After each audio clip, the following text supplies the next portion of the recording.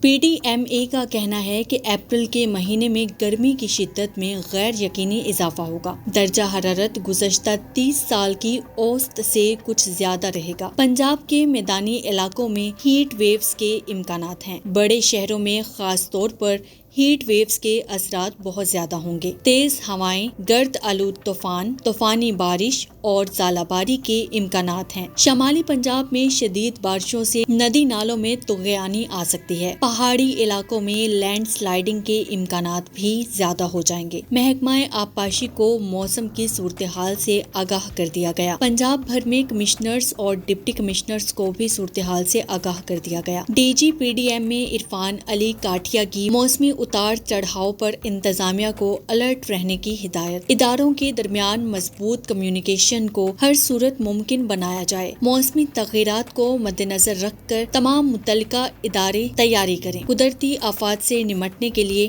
احتیاطی تدابیر لینے کا وقت ہے۔ ریسکیو ادارے، ضلعی انتظامیہ ابھی سے کمر کس لیں۔ شہریوں کو بھی موسمی تغیرات اور احتیاطی تدابیر سے آگاہی دی جائے۔